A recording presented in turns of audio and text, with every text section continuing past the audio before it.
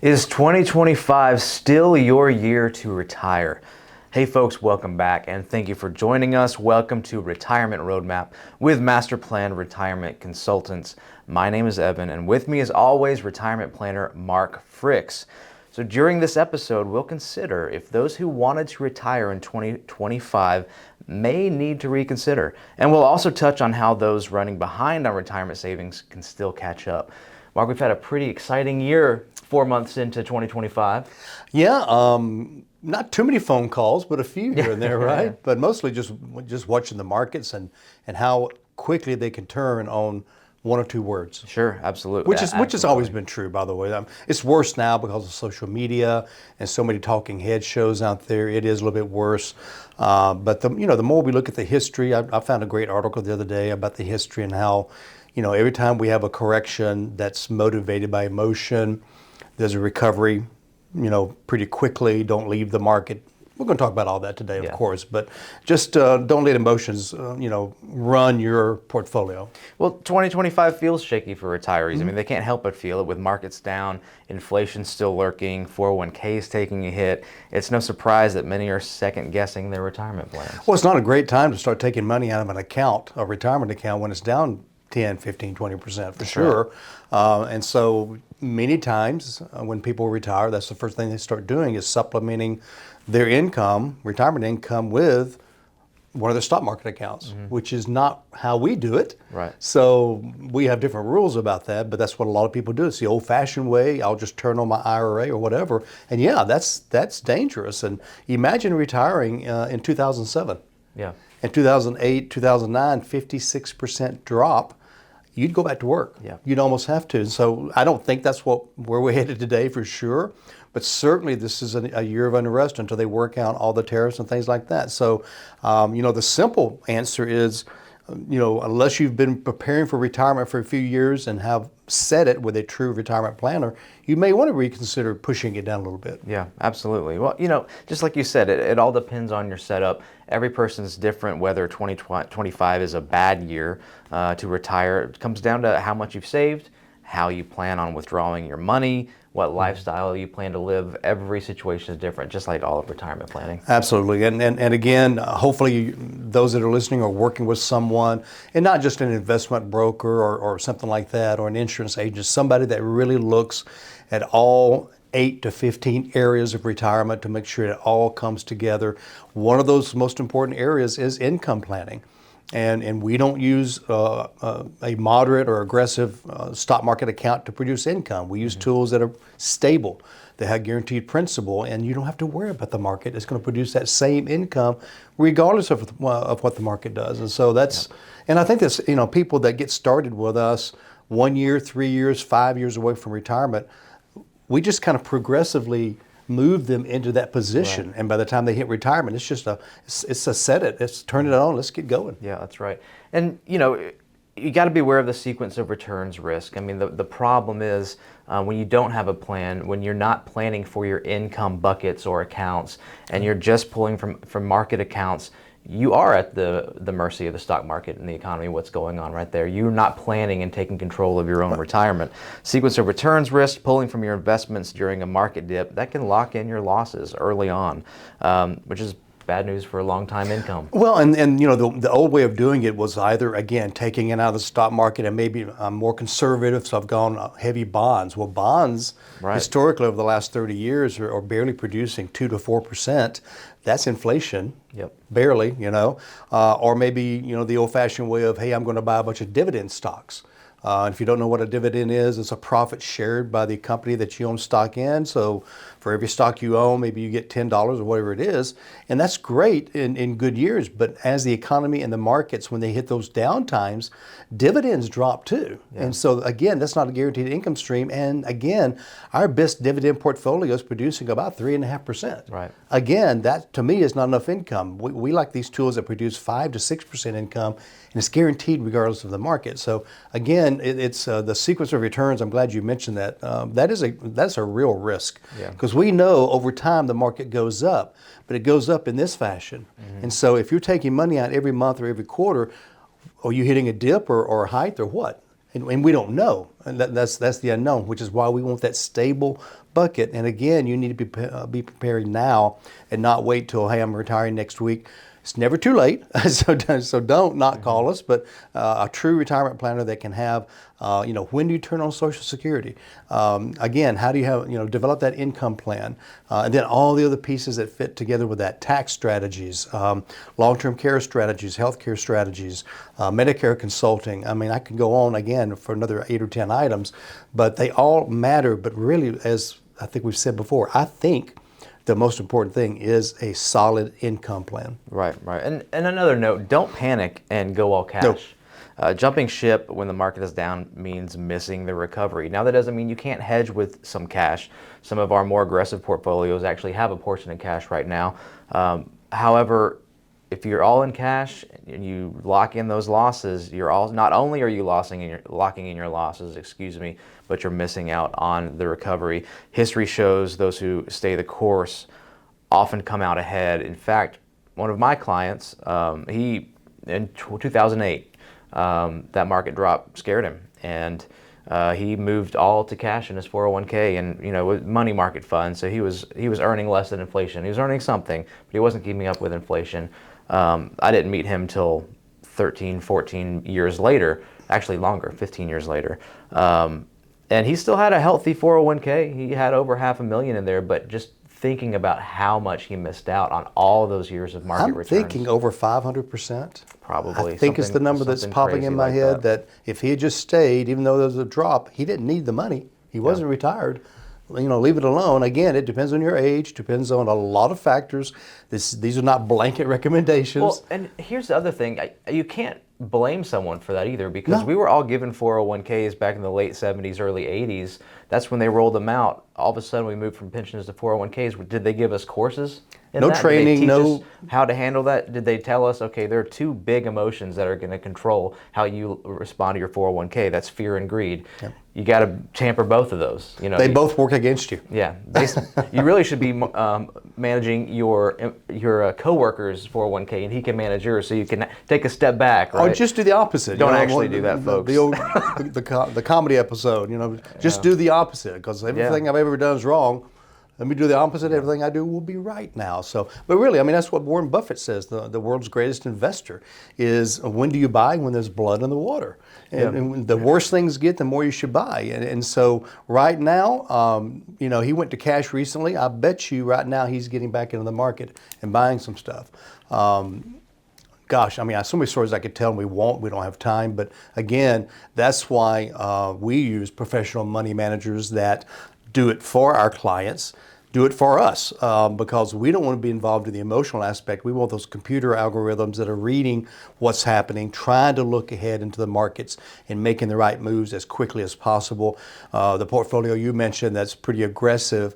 They're 25% in cash now, but they didn't move 25% in cash 3 weeks after the drops. They moved very quickly, almost immediately, and they did not catch a lot of those drops that occurred. So it's not about, and that's the problem with the 401k, you can only make a couple of moves a month. Yeah. And so you may have to wait another 2 weeks before you make a move. That might be good. It keeps you from making a move, because all of a sudden the next day it's up again. Well, we already saw some recovery recently after the extension of the 90-day extension for the tariffs. And I think the last stat I saw, and I may be off on this a little bit, but I think 90% of our gains in a year come in a 10-day period. I think that's correct. And I'm not saying 10 days in a row. Maybe one day in February, one day in April, whatever. So if you're out of the market one of those 10 days, you've missed a big percentage of the gain for that market. So again, I'm not talking to somebody that's 62 retiring next year. That's a different setup. But I am talking to folks that are 40s and 50s. And then, like I said earlier, as we start getting 5 years away, we start changing some. 3 years away, start changing some more. 1 year away, big changes. Retired, boom, we're set up. It's ready to go. Yeah, so not really speaking to our clients right now. If you've not spoken to a retirement planner, you got to plan for flexibility. And I'm going to be careful about making blanket statements, because again, we say this over and over. These are not one-size-fit-all answers. But if you have not really planned for retirement, if you can cover 2 to 3 years of expenses without touching your investments, hey, you're on a solid spot. You don't have anything to worry about. Otherwise, it might be wise to wait a little longer and ride out the storm if you were thinking of 2025 as a retirement year. Some real key factors to consider. One, where is your income coming from? Do you have an income plan?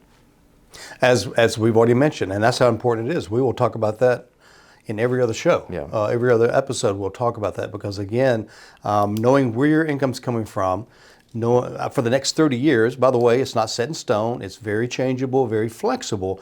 But being able to look ahead and say, no, I talked to a guy one time, and he did not become a client. He was very much a do-it-yourselfer. And he basically had already retired. He'd been retired about a year. And he admitted to me that he pretty much wakes up almost every business morning in retirement looking at what the market's doing because he's relying on the market for his income. What kind of retirement is 25, 30 years of doing that in retirement is not I'd rather go back to work. Yeah, it's stressful. I might, yeah. Wow. So 2025 could be a good year to retire if you've been saving consistently, managing debt, keeping your investments diversified, having those income buckets prepared. Inflation right now is relatively tame. Doesn't always feel like it when you're buying eggs, but inflation is relatively tame, and market dips don't have to derail your plans if you're prepared. In fact, most of our clients have their income buckets prepared way before their retirement. In fact, yesterday we met with a couple who we've been with us for a long time. They retired earlier this year. Happy, loving life. They could not quit hugging us. They could not quit thanking us. If it hadn't been for you guys, we would not be able to retire at this point. No stress. It was beautiful. I've known them for probably 40 years. Through church and everything else, and we've been working with them. I think we figured up 17 years. Jeez. But just it was so good. It was such a great ending to yesterday to meet with them, and they were making some final changes on their trust as they enter retirement. But just it was so good, it's so rewarding to see that. Well, but they didn't retire in 2025 on a whim. They had a plan in place for it. Like Mark said, we've known them for 17 years, so we started working with them on their plan a long time ago. That's so much time to prepare and for accounts to mature and build towards your goal in retirement because they know where their money's coming. They know where their income's coming from this year, and it's not their market account. And the money they do have in the market, they don't need it. Right. So, but one of their accounts was up. Yeah. A good bit, and they needed to buy a car within the next 2 months. So we left alone most of the market accounts, but we went to their precious metals account, right, which was up significantly, and was able to buy almost a brand new car with what they had grown by. So that was really cool too. We always want a place we can go to that's going to be up. I've never seen a market, and historically I think this is true, is there's never been a market where there's not something that's up.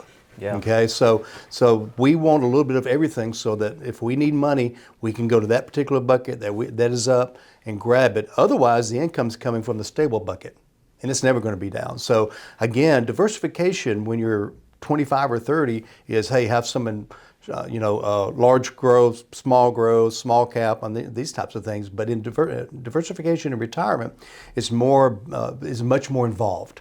And then you even get into tax diversification. So, by the way, I want to make a quick, announcement here or commercial break, whatever. Make sure you visit our website. It is a treasure trove of resources for retirement. Bookmark it. It's MasterPlanRetire.com. Lots of checklists on retirement. Every episode we've done over the last couple of years is on there via podcast, via YouTube. Of course, our radio show as well. It's every subject in the world as it pertains to retirement. But also there's a little button on there. It says schedule a meeting. This is a complimentary meeting to figure out where you're at. Talk about your dreams, your goals, your fears. What does your retirement life look like? We talk about that for several minutes and really want to explore what your ideas are. Or maybe you've talked about it before and you and your spouse are looking at each other like, I don't know. Do we want a second home? Do we want to move? Or whatever it might be. But most importantly, we will then run you a series of reports that will tell you, again, where you truly are when it comes to numbers. And I think it's a big relief. It's like going to a doctor and, they may find something wrong, but you can't fix it till you find out what's wrong. So that's what these complimentary meetings will do. I hope you'll sign up for it. Evan and I will meet with you, one or the other or both, depending on the schedule. And again, it's just a good chat and then some reports that will help you out. By the way, the phone number is also 770-980-9262. So if you like to talk to a live person, give that a try, 770-980-9262. Yeah, so if you're thinking of retiring in 2025 or even subsequent years, do a pulse check on your retirement before calling it quits. Ask yourself some key questions. Are you maxing out your retirement accounts? Is your living situation affordable? Can you emotionally handle market swings without a paycheck? Are you completely reliant on market swings on whether or not you're able to retire? If you're behind on saving, folks, it's not too late. You can use catch-up contributions up to $31,000 or $34,750 for ages 60 to 63. But if you're over 50, up to $31,000 in a 401k in 2025. Even small increases in contributions, especially with employer matches, can lead to big gains over time. And even if you're maxing out your 401k or 403b or thrift savings plan, you can still do a personal IRA or Roth. Yeah.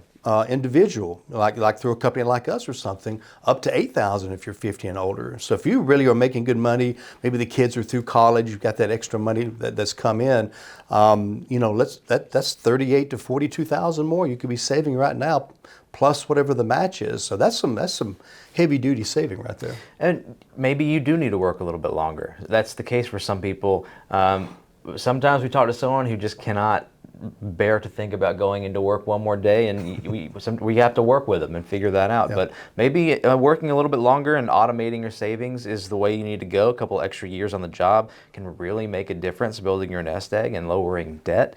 Or maybe cutting back. Maybe working part-time. Cutting back for a lot of companies will let somebody work less hours and keep most of your benefits, or just walk away because you can't stand the company and go find a part-time job. We just had a big episode on that, the power of part-time work, not only financially because it helps supplement retirement income, but emotionally. And it's hard to make that huge shift in your lifestyle sometimes, to just completely cut off what is for many of us our largest social circle through employment. Well, Evan and I, we love what we do, and I know, I've been doing this a long time. If I just woke up one morning and said, I'm done, I really don't know what I do in my life. I really don't. I love teaching. I love doing the episodes. I love sitting in front of a client and designing a retirement roadmap that fits their needs exactly. It's just there's so many things I love doing. I'm not crazy about the paperwork. But everything else I love. But we got great people here that do a lot of the paperwork. So that's the good news. So I don't see myself now. Will I slow down eventually? Probably because I'll have to, right? It's hard to imagine. Now other people are out there they're like, hey, when I hit 60, I'm done. I am done with this, and that's fine too. Everybody's different. But we have other clients, and we've talked about this, they're afraid to retire. They're afraid their health's going to deteriorate. Yeah. Which is why we talk about, well, what are you going to be doing? Let's talk about it. Let's come up with something to do. And again, we had a whole episode a couple of weeks ago about that, so you might want to go back and listen to that one if you missed it. Yeah. So retirement is not a one-size-fits-all. So whether you're ready now or thinking of punting to next year, it's more the numbers. Yeah, the finances are incredibly important for longevity, but it's about confidence as well. Emotional confidence, flexibility, creating a next chapter you're genuinely excited to live, because if you're afraid to retire, that's not the retirement that I want to enter into. I want to make sure I'm confident and I have a plan. Yeah, that's stress-free. That's one of the reasons why a lot of folks want to retire is stress at work. And so, it helps us live longer without the stress. So having a stress-free retirement will extend your lifespan, I believe, for sure. So that is important. A couple other things that you could do leading up to retirement. You did mention the B word earlier, budget, to help boost savings. Hopefully we'll blip that out. Yeah, we'll blip that out. Again, everyone's situation is different what they're able to do, but 50-30-20 rule is a common rule to use. Basically 50% for needs, 30% for wants, 20% for savings and debt. If you're able to start there, that's a great place to start, and then you can adjust as you move along, help you catch up a little bit. Watch out for sneaky investment fees. This is one we don't talk about too often, but management fees might sound small, but they could delay your retirement, especially if all of your money is in a 401k or something else like that. I bet you most of that investment is in mutual funds. You say, well, my 401k's got a pretty low fee. Yeah, the 401k itself might have a low fee, but those mutual funds within your 401k each have their own fee associated with them as well, and you probably don't know what they are unless you read the prospectus for each individual mutual fund, and I don't know too many people who have ever done that. Now, not many, and those fees run from 0.5% up to over 2% per fund. And so there was a study done by the government a few years ago, and they said the 401k, 403bs were the most expensive investment vehicles. So that's why we're very quick to take a look at that under a fiduciary responsibility and see about rolling that out. A lot of people may or may not know this, but when you turn 59 and a half, even if you still work for that company, you can roll out a portion or all of that 401k into an individual investment account. Make sure you use one under fiduciary where there's no commissions built in, no hidden fees, just that one management fee that's right on the top. You see it when you open your statement. So be careful that eat it away, like you said. And if this is a season that you feel like you need to tighten your belt a little bit, you could hunt for hidden savings, review insurance policies, phone and cable plans, unused subscriptions. I know most of us are guilty of that. You might find money hiding in plain sight, and maybe even cancel that 5th streaming service you forgot about. I've talked to people that have been with the same insurance company, like for car and auto, for like 20 years. Yeah. And you should shop that every 3 years. There's no loyalty left with insurance companies. You could be with them 20 years, have 2 accidents, and you're gone. Yeah. It doesn't matter you've been there 20 years. And so I love using independent agents because they represent multiple companies, kind of like we do. And so you get the very best rate to develop a relationship with that agent. They're always shopping for you. They have your back because they don't work for the insurance companies. They work for you. But shop it. Don't be afraid to shop it and get the very best rate. Combine them, like auto with home. You get a discount as well. But that's just one example. Yeah. You touched on several things that are important. Well, it's tax season right now. Put your windfalls to work. Instead of spending your tax refund or bonus, send it to your IRA, pad your emergency fund. Future you will thank you. And be very careful about, and you mentioned this earlier, alluded to it, Evan, be careful about putting all of your money in your 401k, especially if you're under 59 and a half. You still need that savings on the side. And that you've got to get to that. You can't get to your 401k without a penalty under 59 and a half. So be careful to spread out your savings. Yeah, and we mentioned this throughout this entire episode, folks, but if you have not started considering your own retirement plan, start the conversation. We are retirement planners, but there are other retirement planners out there. Get help somewhere, even if it's just a consultation. We offer complimentary consultations. A lot of places do, but you need to at least start that conversation, get an idea of where your foothold is. Like Mark mentioned earlier, with our consultations, we give basically a 10,000-foot view of your retirement. We organize your accounts. We run a series of reports. Where are your strengths, your weaknesses, what do you need to look out for? Whether it's tax strategy, bear markets like we've discussed a lot today, when are you able to retire, Social Security reports, all of this has to work together. Mark mentioned a little bit about our clients who came in earlier to tighten up their trust documents. Is your estate plan in place? Folks, all of this has to work together. That's something we do. We're happy to work with you. Come on in office, we'll buy a cup of coffee, or we can do something via Zoom as well. But if we can help you folks, just come have a conversation with us. We have people that listen to these episodes from across the country. We teach classes across the country. So this is not just about Metro Atlanta. We work with folks in multiple states. I think we're up to about 25 states now that we work with folks in. So don't worry about where you're at. Give us a call. Again, we could do a Zoom. I can do a phone call with you, whatever works for you, to take advantage of that complimentary consultation. So visit MasterPlanRetire.com, get that scheduled. And I think that pretty much wraps us up for today. Sir. Hope everybody has a great week. And until we see each other again, plan well and prosper. Take care.